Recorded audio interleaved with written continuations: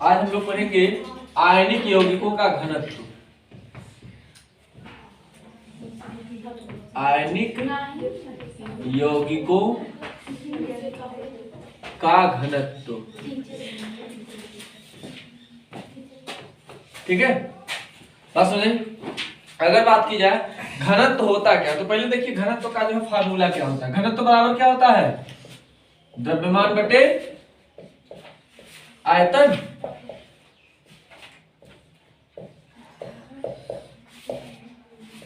आयतन, यही ना। अच्छा, घनत्व को हम किससे दिखाते हैं, चाहे डी से दिखाइए चाहे रो से। हाँ,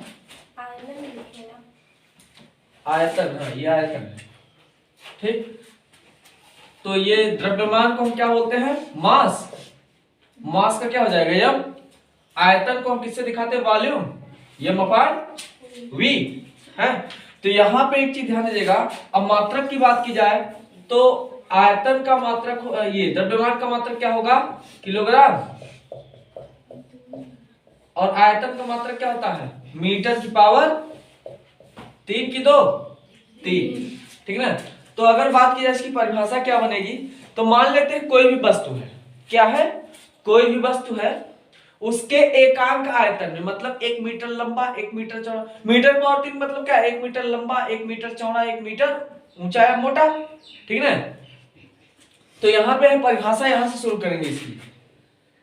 किसी वस्तु के एकांक आयतन में या किसी पदार्थ के एकांक आयतन में उपस्थित द्रव्यमान की मात्रा, ठीक है। मतलब जैसे मान लीजिए कोई जो है इतना बड़ा जो है वस्तु है ना, इतना बड़ा कोई वस्तु है। अब इसमें जो है मान लेते हैं इसका लंबाई कितना, 1, चौड़ाई कितना, वो भी 1, मोटाई या ऊंचाई, ठीक ना, मोटाई या ऊंचाई मान लेते हैं वो भी कितना है, 1 है। तो सब कुछ 1 है ना, तो 1 गुणे 1 गुणे 1 करेंगे तो 3 हो जाएगा, 1 का होगा ना। तो किसी वस्तु के या किसी पदार्थ के एकांक आयतन में उपस्थित द्रव्यमान की मात्रा, उसको क्या बोलेंगे, उसका घनत्व। जैसे मान लीजिए आपने जो है 1 किलो, कोई जो है ये 1 किलो का बाट नहीं आता है वजन करने वाला, अब 1 किलो का बाट आपने ले लिया तो वो क्या हो गया, एक वस्तु हो गया, ठीक, या पदार्थ हो गया। उसमें आप देखिए द्रव्यमान, उसके अंदर कितना द्रव्यमान भरा हुआ है, तो वह इसका क्या कहलाएगा, घनत्व, ठीक। तो एक चीज बताइए कि आयनिक यौगिक का जो घनत्व होगा वो अधिक होगा कि जो है कम होगा। अब एक चीज सोचते होंगे आप लोग कि आयनिक यौगिक स्वभाव से कैसे होते हैं, ठोस होते, द्रव होते, गैस होते, कैसे होते हैं। नमक आयनिक यौगिक है, तो नमक कैसा होता है, ठोस होता है। आयनिक यौगिक कैसे होते हैं, ठोस होते हैं। ठोस की अगर बात की जाए, ठोस क्यों होते हैं, तो इनके बीच जो है प्रबल विद्युत आकर्षण बल लगा होता है, या आप कह सकते हैं प्रबल आकर्षण बल लगता है। प्रबल विद्युत आकर्षण बल कार्य करता है। अच्छा, ये प्रबल विद्युत आकर्षण बल जो है किसके कारण कार्य करता है, तो धनायन और ऋणायन के कारण, ठीक। तो अगर इनमें आकर्षण बल अधिक है तो परमाणु इनका बहुत पास पास होगा, दूर होगा।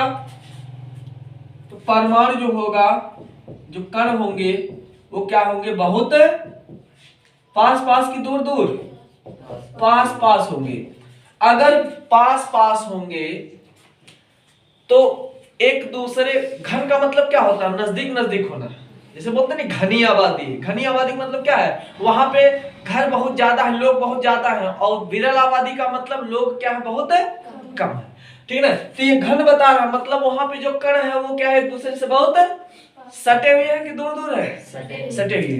तो इस केस में जो ना आयनिक यौगिकों का घनत्व क्या होता है, बहुत ही ज्यादा होता है, क्योंकि परमाणु बहुत पास पास होते हैं। और ऐसा क्यों होता है, तो प्रबल विद्युत आकर्षण बल यहाँ पे कार्य करता है। प्रबल विद्युत आकर्षण बल क्यों कार्य करता है, क्योंकि प्लस और माइनस जो है ये एक दूसरे को जो है बहुत ही प्रबल बंधों के द्वारा जो है एक दूसरे को खींचते हैं।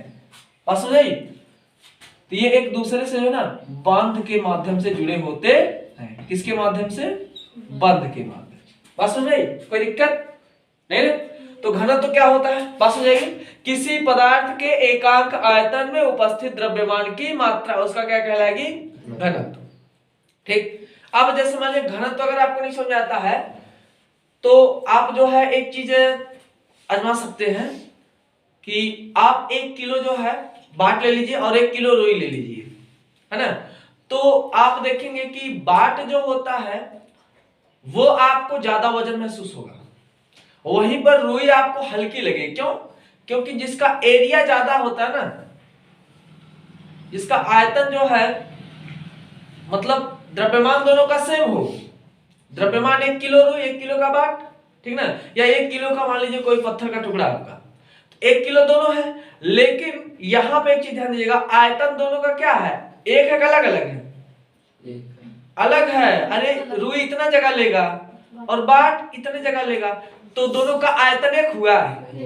जैसे मान लीजिए बोला जाए कोई मोटा आदमी है कोई पतला आदमी है, तो दोनों के लिए सेम कपड़ा आएगा? नहीं आएगा। रुई ज्यादा एरिया कवर करेगा, बाट कम एरिया कवर करेगा। तो यही क्या होता है मतलब, तो यहाँ पे एक अच्छा एक चीज और ध्यान दीजिएगा, घनत्व को अगर आपको समझना है तो जैसे मान लीजिए कि ये कोई जो है तालाब मान लेते हैं, है ना, बस समझे, ये अगर तालाब है और इसमें जो है कोई व्यक्ति मार के फेंक दिया गया, ठीक, कोई व्यक्ति अगर मार के फेंक दिया गया तो वो जो है एक बार डूबेगा, बाद में फिर क्या होता है कि वो ऊपर आने लगता है। तो ऐसा क्यों? क्योंकि इसका घनत्व तो धीरे धीरे क्या होने लगता है, घटने लगता है। बस समझे। तो घनत्व में परिवर्तन के कारण जो है डूबी हुई लाश, जैसे आप लोग सुनते नहीं है कि एक आदमी गया नहाने, आप लोग देखते होंगे पेपर वगैरह में आता है या न्यूज में आता है कि लाश जो है नीचे से ऊपर आ गई। ऐसा क्यों? जबकि सोचिए कि जिंदा आदमी कूदा तो मरने वाला होता, डूबने वाला होता, अगर वो डूबता नहीं तो काहे के लिए जो है बचाता, मतलब कोई को बुलाता काहे को बचाने के लिए। जैसे आप लोग देखते होंगे कि कभी कोई व्यक्ति जो है अनजाने में कूद गया, उसको तैरना नहीं आता है, वो कूदने के बाद बोलता है बचाओ बचाओ ना। अगर ऐसा होता कि हर व्यक्ति जो है जबरदस्ती तैरना सीख जाएगा तो डूबने वाली समस्या आती नहीं। इसका मतलब डूबी हुई जो लाश होती है, जब उसको मार के फेंका जाता है ना, जब कोई मार के फेंकता है तो उसका घनत्व उस टाइम क्या होता है, ज्यादा होता है, ठीक ना। अब देखिए जब व्यक्ति को मारकर फेंका गया तब यहाँ पे एक तो पानी है H2O है और दूसरा क्या है, मनुष्य है ना, बात समझ। अब मान लीजिए जब व्यक्ति को मारकर फेंका गया उस टाइम जो है व्यक्ति का घनत्व तो पानी के घनत्व से क्या था, ज्यादा था। जब ज्यादा था तो वो क्या हो गया, पानी में डूब गया। जैसे जैसे इसका घनत्व जो है कम होता गया वो धीरे धीरे क्या हो गया, ऊपर आता चला गया, ठीक है ना, बस समझ। अब घनत्व जो है उसका काहे कम हुआ, क्योंकि उसकी जब लाश जो है ना फूलेगी तो एरिया उसका बढ़ेगा घटेगा, बढ़ेगा। तो यहाँ पे जो है ना आयतन के ऊपर डिपेंड करता है कि घनत्व तो कम होगा कि ज्यादा।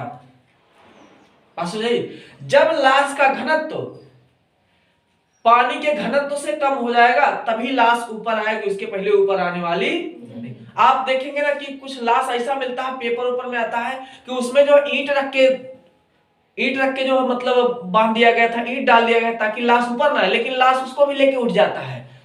मतलब मुर्दों में दम होता है ना, पावरफुल होते हैं, इसलिए उनका जो एक स्पेशल खानदान, बहुत 50 वाला खानदान है, वो एडवांस होता है, वो 5G तेज काम करता है। तो यहाँ पे जो घनत्व तो क्या होता है, घनत्व को वैल्यू समझ में आ गई, ठीक, कोई दिक्कत नहीं ना।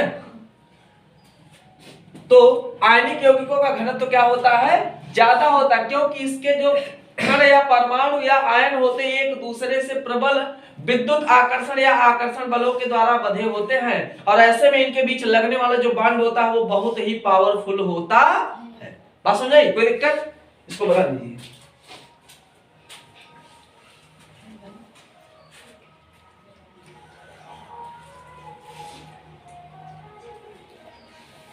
बना लीजिए इसको।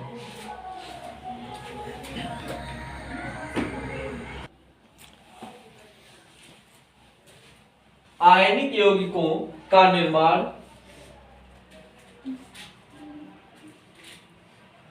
धनावेशों और ऋणावेशों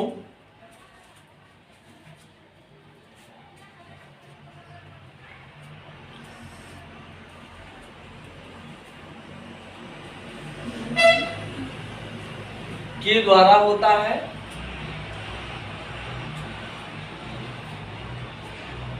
ऐसे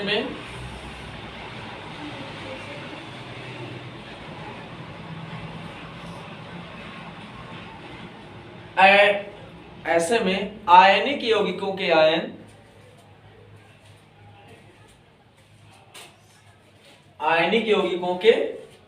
आयन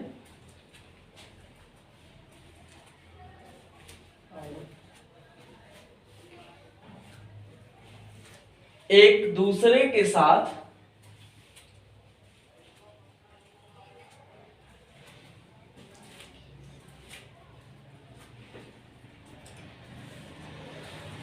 प्रबल विद्युतीय आकर्षण बल के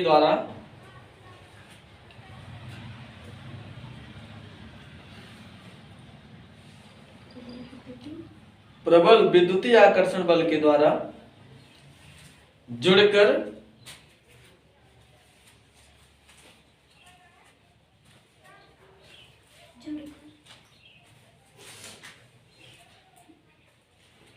इसके परमाणु या आयन या कण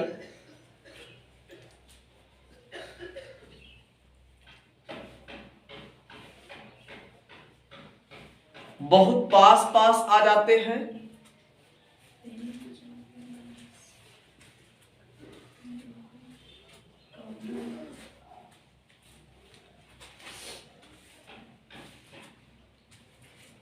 अर्थात ये सघन हो जाते हैं।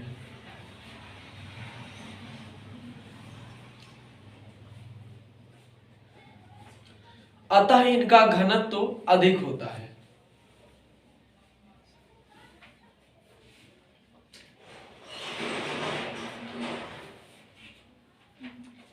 ठीक है।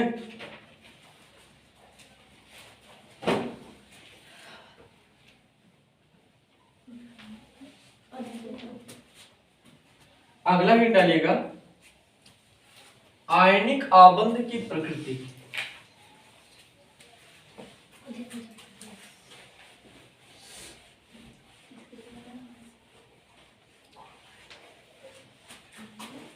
आयनिक आबंध की प्रकृति। ठीक, अगर बात की जाए आयनिक आबंध की प्रकृति क्या होती है, आयनिक आबंध की प्रकृति। ठीक, तो आयनिक आबंध अगर बात की जाए इसमें दिशा, जैसे मान लेते हैं यह एक जो है क्रिस्टलीय ठोस है, तो इसमें हम लोगों ने पढ़ा था कि कुछ जो कण होते हैं वो कुछ इस प्रकार व्यवस्थित होते हैं, कण या परमाणु।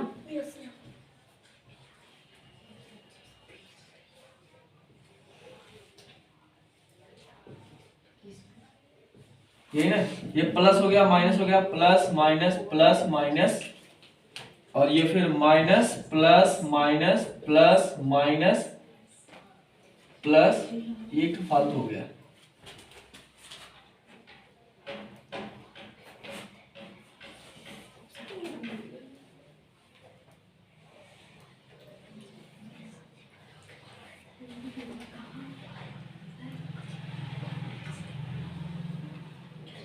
और यहाँ पे फिर ये हो जाएगा plus minus plus minus plus, और ये माइनस। तो यहाँ पे एक चीज ध्यान दीजिएगा, इसका जो बांड होता है ना वो किस दिशा से लगेगा वो फिक्स है नहीं होता।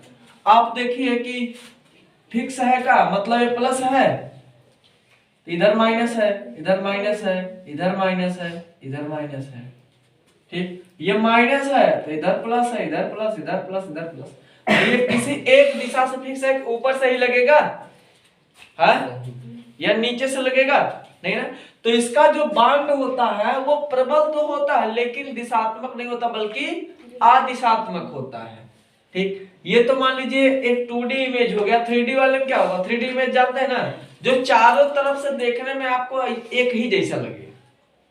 जैसे वो पासा आता है सेट करने वाला, होता है ना, घुमा घुमा के सेट करते हैं, आप उसको देखेंगे चारों तरफ से देखने में आपको क्या लगेगा, एक जैसा। फुटबॉल देख रहे हैं, ठीक है ना। फुटबॉल आपको जो देखने में क्या लगता है, हर तरफ से एक ही जैसा लगता है, अलग अलग एक ही जैसा। फुटबॉल क्या 3D इमेज है, तो 3D का मतलब क्या होता है, 3 डायमेंशन। 3 डायमेंशन आप उसको जो है ना जैसे भी देखिएगा वो आपको हर तरफ से कैसा दिखना चाहिए, एक दिखना चाहिए, है ना।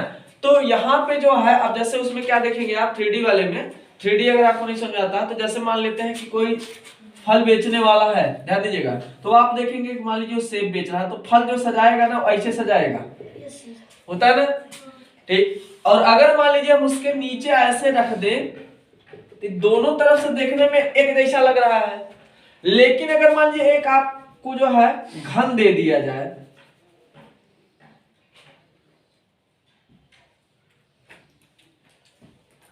तो ये जो है आपको देखने में हर तरफ से एक जैसा लगेगा, अलग लगेगा, एक जैसा लगेगा। अच्छा मान लीजिए थोड़ा चौड़ाई अगर कम हो तो चौड़ाई बढ़ा देते हैं, अभी परफेक्ट आ जाएगा एकदम से।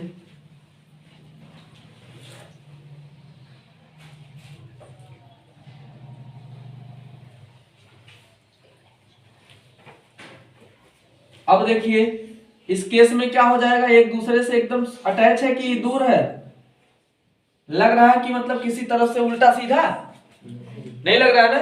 तो यहाँ पे 3D इमेज क्या बोलता है, जो देखने में हर तरफ से क्या हो, एक जैसा हो। बात समझ आई। तो आयनिक आबंध की जो प्रकृति होती है ये तो प्रबल होता है, लेकिन प्रबल के साथ क्या होता है, अदिशात्मक होता है। प्रबल और अदिशात्मक मतलब इसकी कोई दिशा फिक्स नहीं होती है। बात समझे, कोई दिक्कत नहीं ना।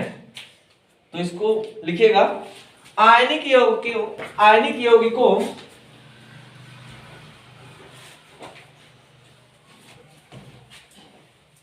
के आबंध प्रबल परंतु अदिशात्मक होते हैं।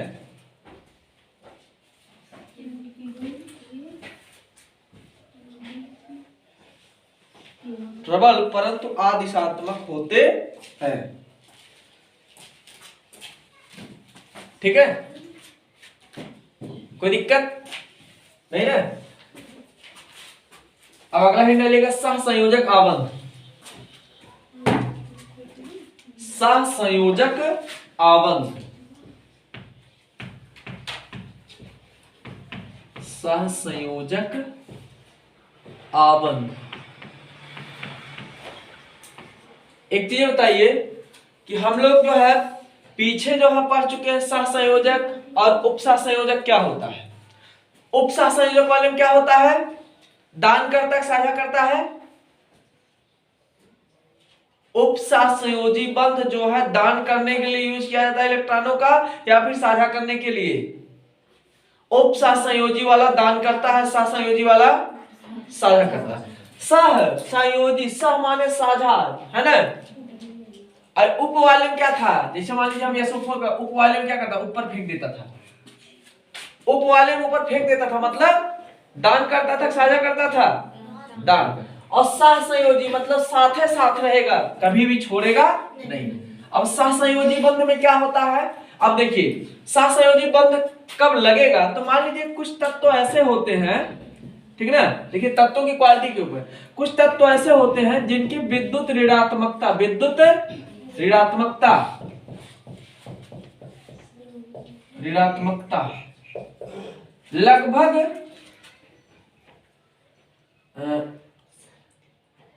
ऋणात्मकता में जो अंतर होता है वो या तो 0 होगा या तो बहुत कम होगा। जैसे मान लीजिए आप देखते हैं कि दो बराबर शक्ति वाले मतलब मोटा तगड़ा आदमी दो जो मारपीट करेगा तो रिजल्ट जल्दी आएगा, नहीं आएगा, ठीक है ना।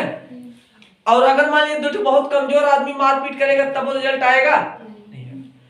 तो जब जिनके शक्तियों में अंतर बहुत कम होगा तो रिजल्ट जल्दी। अब एक ठो इतना मोटा जिसी भी टाइप का, और एक ठो सिंगल पसली पहलवान,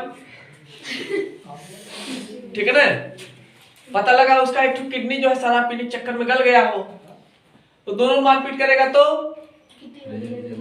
रिजल्ट जल्दी आ जाएगा, ठीक है ना, यूपी बोर्ड जल्दी पास कर देगा। अब अगर मान लीजिए दोनों या तो बहुत पावरफुल हो तो दोनों की शक्तियां लगभग समान हुई, मतलब उनके बीच अंतर जो था वो लगभग 0 है कि बहुत ज्यादा अंतर होगा, लगभग शून्य होगा या बहुत कम अंतर होगा। बात समझे? तो सहसंयोजी बंध कब बनेगा? जब तत्वों की जो है विद्युत ऋणात्मकता में अंतर क्या हो, या तो शून्य हो या तो बहुत कम अंतर हो। बात समझे? कोई दिक्कत? तभी जाके जो है साझा वाला काम करेगा। क्यों? क्योंकि अगर एक पक्ष मजबूत रहेगा तो छीन के लेके भाग जाएगा, और अगर दोनों पक्ष बराबर रहेगा तो ना वो छोड़ने के लिए तैयार होगा ना तो वो छोड़ने के लिए तैयार होगा। मान लीजिए 19-20 का अंतर होगा तब भी जो अपने दम भर तू जो है दम लगेगा करेगा। तो यहाँ पे सहसंयोजी बंध कहाँ बनेगा? जहां पर जो तत्व होंगे उनकी जो विद्युत ऋणात्मकता होगी उसमें क्या होगा?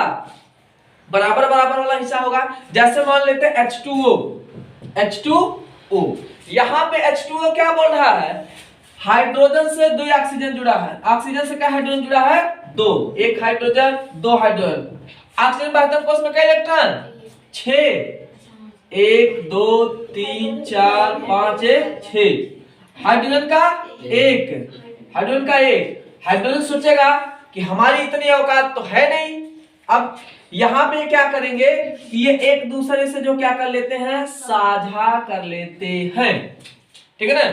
अच्छा मान लेते हैं O2, ऑक्सीजन 2 परमाणु, ऑक्सीजन से ऑक्सीजन मिला, हेलो हाय किया, इसके बाद 1 2 3 4 5 6, 1 2 3 4 5 1 6। अब यहाँ पे ऑक्सीजन और ऑक्सीजन कौन सा बॉन्ड से जुड़ेगा? तो साझेदारी कर लेगा। साझेदारी वाले में एक चीज ध्यान देना है कि कोई इलेक्ट्रॉन किसी का हो नहीं जाता है, वो लटका रहता है। जैसे वो होता नहीं है कि मतलब साझा समान है, वो किसी एक व्यक्ति का होता है नहीं होता, उसमें जितना लोग लगा सबका है वो।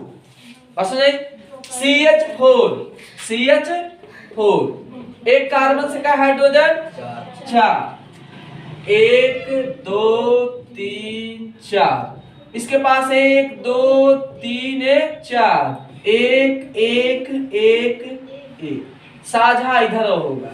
तो हम कह सकते हैं कि सहसंयोजी आबंध क्या होता है? जिन तत्वों की विद्युत ऋणात्मकता में अंतर लगभग शून्य होता है या बहुत कम अंतर पाया जाता है, वहीं पर सहसंयोजी आबंध का निर्माण होता है। ऐसे में इलेक्ट्रॉन जो होता है वो किसी एक तत्व का नहीं होता है, बल्कि क्या होता है, वो दोनों तत्वों के लिए बना रहता है। उसी को हम क्या बोलेंगे? सहसंयोजी आबंध। बात समझ आई? कोई दिक्कत नहीं है इसमें? ठीक। अब एक चीज ध्यान देगा, सहसंयोजी आबंध जो है कितने प्रकार का होता है? 3 प्रकार का होता है। एक तो सिंगल बॉन्ड वाला, एक तो डबल बॉन्ड वाला, एक तो ट्रिपल बॉन्ड वाला। ठीक है ना? अब मान लीजिए आपसे बोला जाए क्लोरीन और क्लोरीन के बीच बना दीजिए, तो क्लोरीन में क्या परमाणु होता है? इलेक्ट्रॉन कट होता है 7, 3 4 5 6 7। यहाँ पे 1 2 3 4 5 6 7। क्लोरीन में एक इलेक्ट्रॉन साझा कर लेगा तो हो जाएगा सबका। 2 इलेक्ट्रॉन वाले में ऑक्सीजन वाला दिखा दीजिएगा, द्विबंध वाले में, और त्रिबंध वाले में आप क्या दिखाएंगे? नाइट्रोजन दिखा दीजिए। नाइट्रोजन, नाइट्रोजन नाइट्रोजन से जुड़ेगा, तो नाइट्रोजन के वाहक कोश में कितने इलेक्ट्रॉन? 5, 1 2 3 4 5, 1 2 3 4 5, 1 2 3 साझा किया ना। तो एकल सहसंयोजी आबंध में जिसमें एक का बॉन्ड लगा हो उसको एकल सहसंयोजी, और द्वि सहसंयोजी वाले में जिसमें 2 बॉन्ड के द्वारा साझेदारी किया जा रहा है उसको क्या बोलेंगे? द्वि सहसंयोजी। अच्छा एकल वाले में आपका मेथेन भी आ जाएगा, ठीक है ना, और यहाँ पे आपका जल भी आ जाएगा, और त्रिसहसंयोजी आबंध वाले में क्या आ जाएगा? नाइट्रोजन गैस आ जाएगा। इसमें 3 बॉन्ड जो है साझा कर रहा है, तो ये जो है इसके प्रकार है। बात समझ आई? ये हो जाएगा एकल सहसंयोजी, ये हो जाएगा द्विसहसंयोजी, ठीक, ये भी हो जाएगा एकल सहसंयोजी, ठीक, ये भी क्या हो जाएगा? एकल सहसंयोजी। अरे एक तरफ है क्या हाइड्रोजन जुड़ा है ना जी। ये क्या हो जाएगा? त्रिसहसंयोजी, और हो गया ना सब? कोई दिक्कत? इसको बना लीजिए। ये इसका प्रकार है सहसंयोजी आबंध के प्रकार। तो सहसंयोजी आबंध कहां बनता है? जहां पर इसमें एक चीज बस आपको यही ध्यान देना, ये बेसिक फार्मूला इसका है कि जब उनके विद्युत ऋणात्मकताओं में अंतर क्या हो, लगभग शून्य हो या फिर थोड़ा बहुत अंतर हो, तभी जो है साथ संयोजी बंध बनेगा। क्योंकि अगर एक तत्व का परमाणु या आयन प्रबल हुआ तो तुरंत जो दूसरे के तत्व का इलेक्ट्रॉन क्या करेगा, वो खींच लेगा। अब अगर बराबर रहेगा तो खींचातानी लगा रहेगा, कभी फाइनल नहीं। बात समझे, बना लीजिए इसको।